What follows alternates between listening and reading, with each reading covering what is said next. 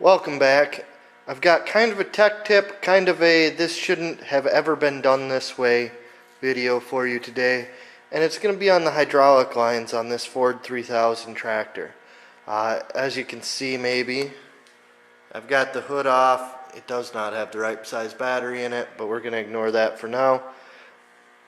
But one of the big problems that I'm running into with this is the way that the hydraulics are done. This is an aftermarket loader. It was put on probably in the 90s if I had to guess. And because it was a universal loader, there are things like this. I've already got these marked. These are our lift cylinder lines. So I've got one marked yellow, one marked orange. If you follow the way they are routed, they come down through this bracket where they have rubbed through and started leaking. One goes in front of the steering arm, one goes behind. As you turn, I'm going to turn the wheel now, you can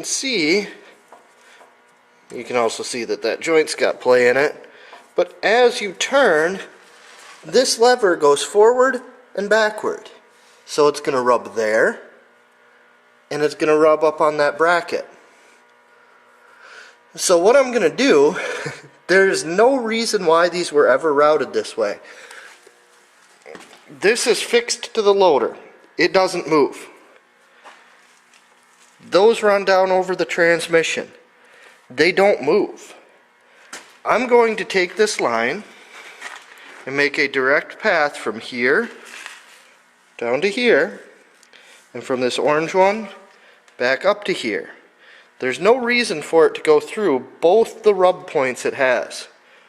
And granted, it has lasted quite a while, but there's still no reason for it to have ever been done that way. I'm not going to replace the line. I'm actually going to end up shortening it probably to about here.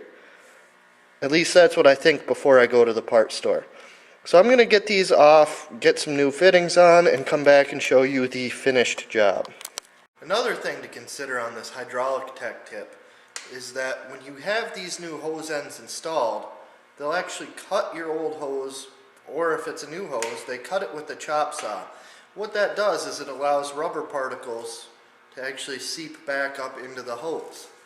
What you want to do, and I've already done it to this hose, so I'm not going to do it again, is you want to flush it out at a minimum.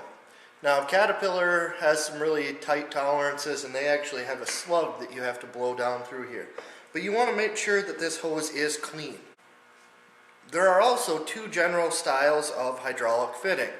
There is pipe thread, which is this end, and there is a compression style fitting, which is what this end uses. So I'm not sure how well it's going to show up, but I've applied pipe sealant to the end that goes in as a pipe fitting. I've also left the end that does not go in as a pipe fitting dry.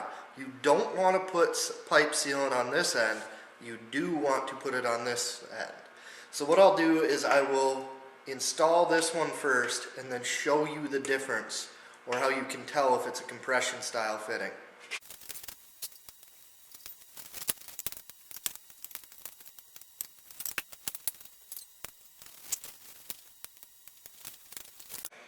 At the control, it has a compression style fitting. One of the ways that you can tell is that the nut on the end here actually rotates.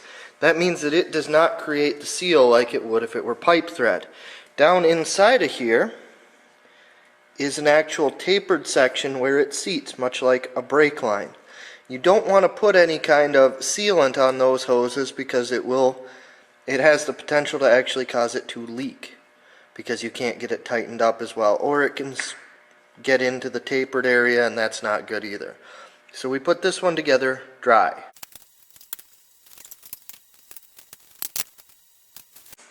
I now have these hoses both installed, and the routing has been greatly simplified. They now just both simply go straight down and into their respective spots. The steering arm is currently turned in a way that is going to bring it as far back this direction as mechanically possible. And we do have this hose a little bit closer than I'm really comfortable with, But I have a lot more work to do on these hydraulic lines, so I'm not going to worry about that just yet. I know I can make that fit. That's going to conclude the hydraulic hose tech tip. I still have a lot more lines to fix on this tractor. Like I said, it's been on here for probably 25 years and routed pretty ineffectively. There's a lot more stuff. I'm not sure if you noticed it, but there's one line that almost drags the ground.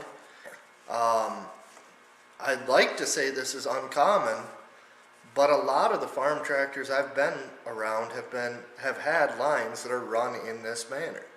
So we're just going to go ahead, tidy this up a little bit. You don't want a hydraulic leak because it's under high pressure and it burns. I can't show you the video here, but I have seen some videos where that hydraulic leaks have caused immediate massive fires on equipment. So we're going to call this one good. Go ahead, subscribe, like the video if you did, and I'll have this tractor back again at some point.